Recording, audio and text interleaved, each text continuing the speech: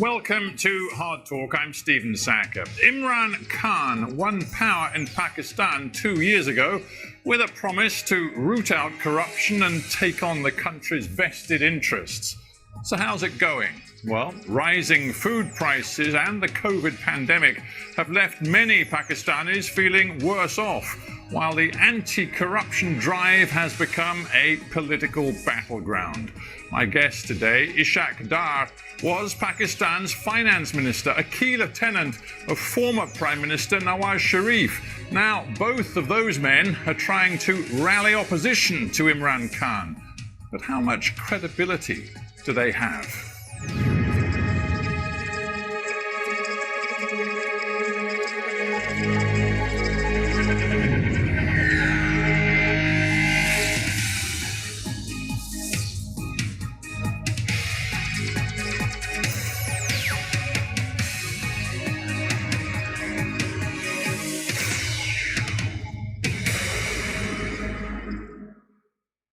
Ishaq Dar, welcome to Hard Talk. Thank you for inviting me. Let us begin with your personal status, your legal status. Sure. You are a wanted man in Pakistan. Are you here in London to escape the judicial process? Well, not really. I think you must be aware of the Pakistan history, that whenever in Pakistan over a period of 73 years, the corruption rhetoric has been used in the last few dictatorships. And the current one isn't different, because this regime is known to be under a covert coup or a judicial martial law. So I can prove that there is nothing against me, and I have all the evidence. I hope that you know that the prime allegation against me, my name was not in Panama paper. My name was not in the 20th of April. Let me stop you, because some people will not be following this in great detail. Sure. You're saying your name was not in the Panama Papers. Nonetheless, we learned an awful lot from those Panama Papers published in 2016 about monies being stashed away in foreign bank accounts, and it involved some very top-level Pakistanis. And there was reason to believe that not just Nawaz Sharif's family was involved, but your family too. No. There isn't any mention of my family at all. I'm not saying there was a specific mention of your family, but the National Accountability Bureau decided after the publication of the Panama Papers to look very closely at yours and your family's interests, assets and accounts. Most welcome. And they found that there were grave problems with your accounts. No, not at all. Not at all. Because you see, I'm sure that you would be privy that it was the Supreme Court direction which set up a joint investigation team, which is extrajudicial activity which Supreme Court decided. And there were two military intelligence members who were virtually governing out of the 6 members of the JIT. So you see, there is a background. Well, I'm actually interested in what's known in Pakistan as the National Accountability Bureau, which is the main agency of anti-corruption. And they look very carefully at you and your family's interests, as you well know. And in September 2017, they concluded that you and your family owned assets, quote, beyond your known sources of income. They said quite specifically, the accused, that is you, has acquired assets and pecuniary interests, resources in his own name and the name of dependents, totaling roughly $6 million US, more than 830 million Pakistani rupees. Now, is it your contention that the National Accountability Bureau has no integrity? It has lost its integrity long time back. It is an institution which is used against political opponents. But you didn't say that with respect, sir, when you were a very senior serving government minister. No, I did. I held press conference and I explained, by the way, this number is as per my tax return. I never missed. You see, the prime allegation against me, which was in the JIT report, on the basis of which Supreme Court directed NAB to file a reference, was that I did not file 20 years tax returns in Pakistan. 1981 to 2001. A UK qualified chartered accountant, never missed reporting his tax matters in UK when he was here till 1976. And then in the North America, 2 years, and in Pakistan since 70, I never missed any tax return. So this is such a blatant allegation. Is it? Well, in that case, let's be very open and transparent with each other. I've interviewed many government officials and ministers around the world over many years, and they always say, "Oh, I'm not responsible for any corruption at all, and I believe in transparency." I do. You do. Oh, so yes, how many properties do you and your family own? It's all declared in my tax returns. Well, just give me the answer, because I don't know. How many properties do you and your family own? I have my main residence in Pakistan, which has been taken over by this regime. So I haven't got too many properties. But how many properties do you and your family own? My net worth is what has been reported. How many properties do you and your family own? One. One sole residence. You and your family own one property. My sole residence. So all of these stories in the Pakistani press about multiple properties owned by your family inside Pakistan, property interests overseas, including in Dubai, wherever, and we're sitting in London. We're sitting in London. You own nothing in London? No. Your family, not just you, your family. No, not at all. Own nothing? No, because and Dubai? The government... Dubai? My sons have just one villa, which is owned by them. They're in business for the last 17 years. So when I asked you how many properties you and your family own, and you said one, that wasn't strictly true. No, it is strictly true, because they're adult, they're married, they're 17 years, they're in business, so they're independent of me. You know very well that when the NAB looked at your assets, they were looking at you and your family. I have no issue. My family, everything is accounted for. That's exactly... See, if all of this is so clear-cut, you only own one property in the entire world. Your tax records have been kept and given to the authorities over the last 20 years. If everything is so crystal clear, why do you not go to Pakistan and make this case in a court of law? Well, the court of law, my lawyers were there. I'm here for medical treatment, a cervical issue. You've been here for best part of 3 years on this medical issue? Almost, yes, I am. Are you still really suffering? Yes, I am. And you couldn't possibly get back to Pakistan? Well, let's see what's happening in Pakistan. Where are the human rights? What's happening in NAB custody? Where people have dozens of people have been killed virtually. But sorry, you're saying that people being investigated by the NAB, the National Accountability Bureau, have been killed? In the NAB custody, many people have died. Yes, it's an open secret. You Google and you would have all the detail. I can leave detail with you if you want to. You see, this institution has been politically used against opponents. As I said, that I never missed a return. The premise of the entire thing, and whatever they say, my net worth is already, if it is documented in my tax return, and my tax return is not missing, so it is totally accounted for. So what is the issue? The issue is something different. Because Mr. Sharif was fighting for the civil supremacy, and I have always been fighting for the financial and fiscal discipline and transparency. Right, so you introduced the name Mr. Sharif, so I think we need to talk about Mr. Sharif as well as yourself, because Nawaz Sharif is also in London, also on medical grounds. He manhandled by the NAB. Well, in his custody. Manhandled, you say. Yeah. The truth is, Nawaz Sharif is a convicted criminal.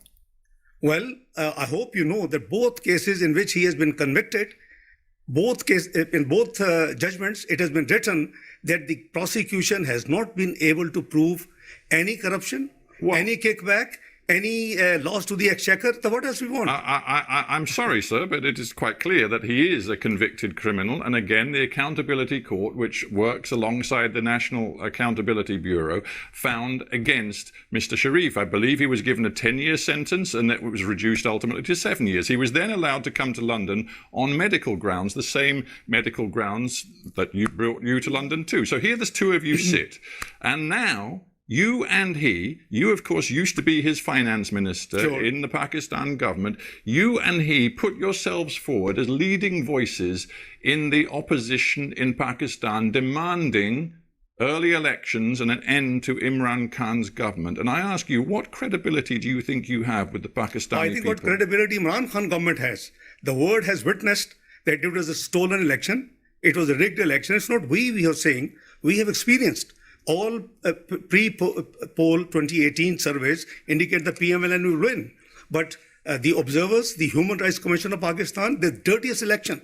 Everybody knows the election has been stolen from us. So I think we have every with respect, right. I just looked back at the EU Monitor's report on that election. They reported some grave concerns about abuses in specific places, not involving just one party, but several different parties.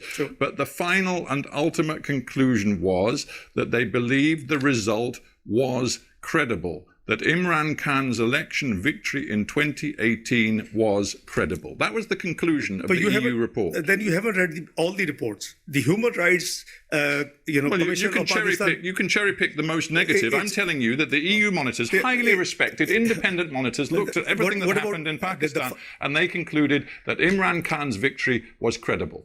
No, Free and Fair Election Network, which is the global one. Do we have any question on their integrity? What do they report? I don't believe that there's ever been an election in Pakistan without some abuses where every single thing was conducted with freedom and integrity. That doesn't work in Pakistan. The truth is, Imran Khan has a democratic mandate. He's been in power for 2 years, and you are now saying to the Pakistani people, he must be removed from office. Mr. Sackur, this election has been stolen. It was a rigged election. There was a pre-poll rigging. Electables from our party were pushed to his party using the NAB.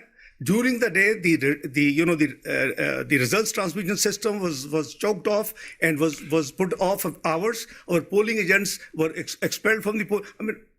Fafin has reported 35 seats were rigged and stolen. Otherwise, he would have never been in government. Well, your party chooses to say that. I would simply come back to Michael Gala, the chief of the EU monitoring team, who said overall, I think you have to read this the whole election result is credible. Well, this. You haven't read the whole report. Let's go to the whole report of EU chief. Please go through what did he say before this last sentence. Well, of course, his conclusion is the most important thing. I think you'd agree. Maybe you wouldn't. Okay, let's move on. Let's talk about what your tactics are now. Because as I've said, you and Nawaz Sharif are sending your video links back into Pakistan, sometimes to thousands of people, demanding an early end to the Imran Khan government. And this is what, just a month ago, Nawaz Sharif said to thousands of people in Punjab. He said that the integrity of the army chief, General Qamar Javed Bajwa, had disappeared. He said that the general was responsible for levering him out of office and rigging 2018, as you've said. Quote, this is what Nawaz Sharif said. You, directly to the general, the chief of the army, he said, you packed up our government and you put the nation at the altar of your own wishes. You rejected the people's choice in elections and installed an inefficient, incapable group leading to economic catastrophe. What an extraordinary thing to say of your country's chief of army. It's a reality. The buck stops at the top. And the deep state is known what deep state does in Pakistan. Is it a surprise to you, Mr. Sackur? It is known to the world. As Hillary Clinton the other day just gave an interview. And she said, what is deep state? Quoting Pakistan as an example. So please, we must be fair to analyze things. The election was stolen. It started off from Dawn leaks. Mr. Sharif has been struggling for the supremacy of democracy, for the supremacy of parliament, and I have been struggling for the fiscal and discipline and the transparency. Is it wrong? UK has been upholding the democracy and the democratic values. We would think that you would be supporting us. So let us be clear. You are saying that the Pakistani military, the army in particular, are subverting all democratic processes in your country. Is that what you're saying? This is the global reports. It's not... No, I want to be clear what you're saying. Because the Pakistani people will be listening to this interview and you are condemning the military of your own country as subverting your democracy. It's not the military. I think we have to talk about the individuals. It's not all the entire institution. I think let's create a difference. It's the wish list. It's the plan of certain people who enforce in Pakistan martial law. So you're saying the army is led by General Bajwa, who, in yours and Nawaz Sharif's opinion, is entirely subverting democracy. Is that what you're saying? Well, I think I want to be clear. Let's re-articulate what we are saying. That if the elections were rigged, it is now established without any ray of doubt.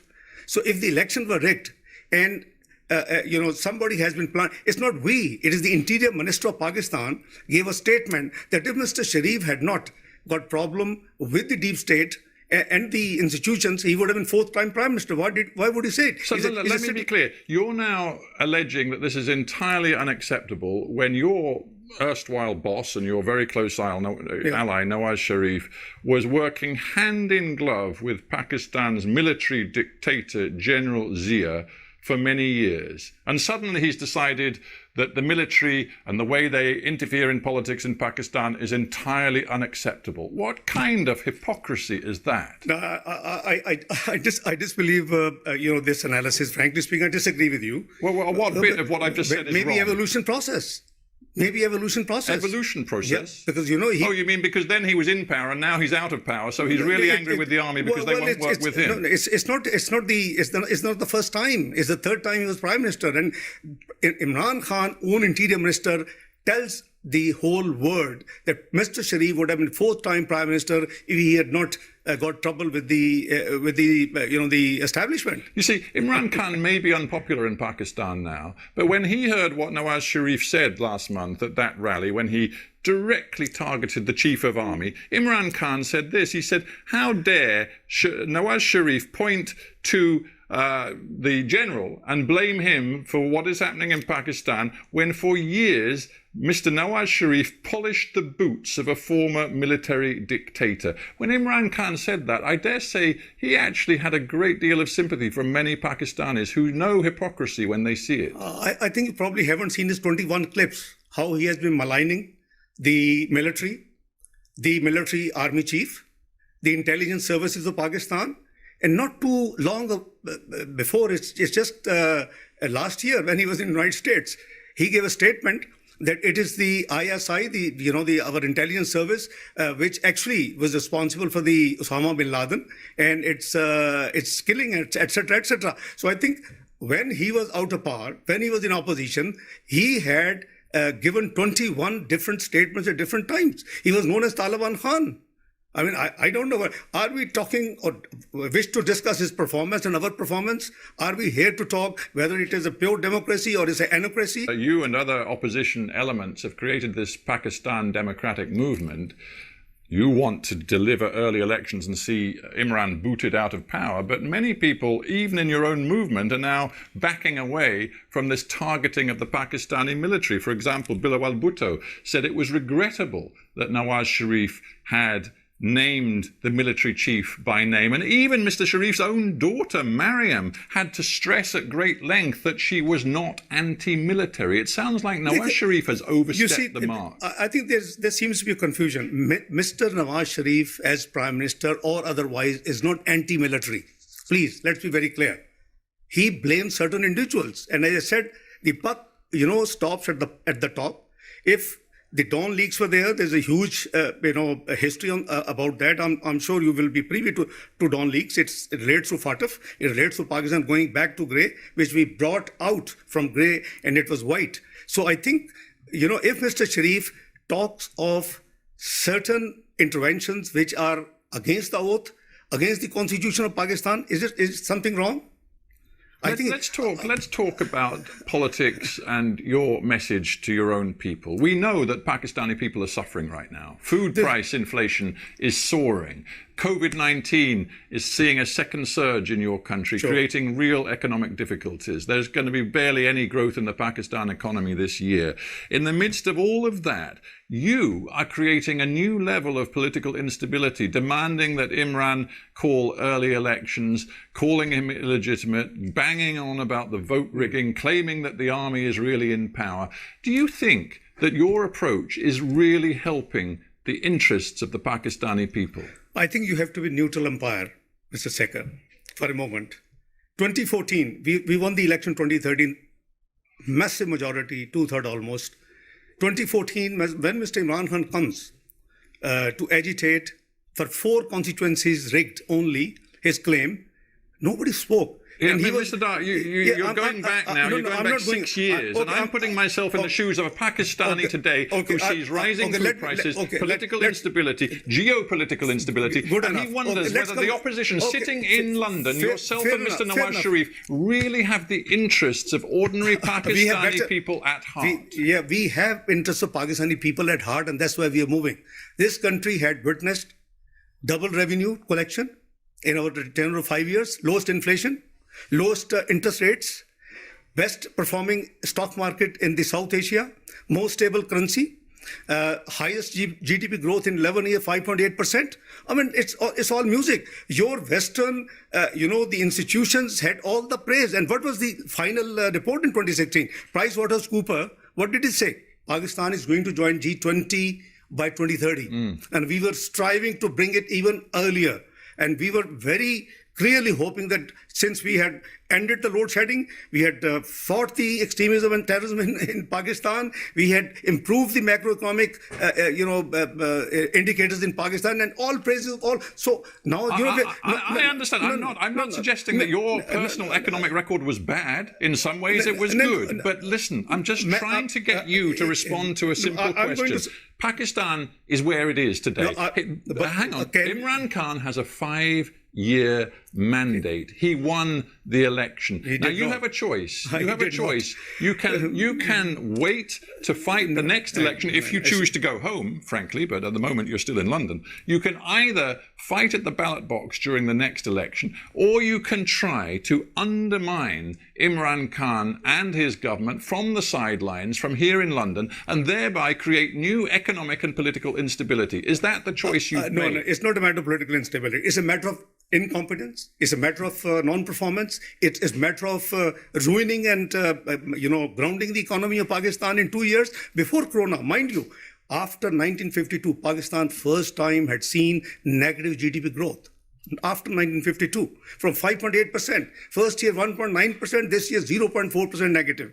And there's a massive unemployment. We pulled 6% people out of poverty. He has pushed back 6% people in the poverty line. He promised to give 10 million jobs. He has made people unemployed, 12 million added to the unemployment numbers. Pakistan's in big trouble. I just wonder whether your approach is weakening Pakistan on the world stage. You recently tweeted, hang on, you recently tweeted a message saying that Imran Khan, and I'm going to quote your words, personified fascism. Now, Imran Khan has stood up for Pakistan's interests in a very tough stand against India and Mr. Modi, which you well know. He has also conducted a foreign policy which sees deepening economic ties with China, which is precisely the same policy that you followed. He also is trying to use Pakistan's influence, it seems, to bring the Taliban to the peace table in Afghanistan. What is it about these policies that you think personifies fascism? Well, I think that perhaps you haven't studied or you haven't had the time to look into what fascism he is doing. You stand by that? Yeah, of course I do. There is a fascist government in Pakistan as of now. You're trying to mobilize tens of thousands of people on the streets in different Pakistani cities, even when there's a COVID pandemic. Your message is that we must bring Imran Khan's government down by the middle of the year and have new elections. You haven't succeeded so far. What's your next move? Well, Mr. Sackur, I think you haven't seen Mr. Imran Khan during the same, you see, the PDM gatherings started from 16th of October. You haven't seen the Democratic Movement gatherings, yes. But you haven't seen in the same period, in the last 6 weeks, you haven't seen the gatherings, the large gatherings of Mr. Imran Khan himself. COVID would not spread. What is your next move? Well, our ultimate aim and our ultimate goal is supremacy of, democracy in Pakistan, the free and fair election, which would be transparent and should be acceptable to the world observers. And presumably the rule of law. And the rule of law. So will you go home to face the rule of law? Of course I will. Rule of law and transparency.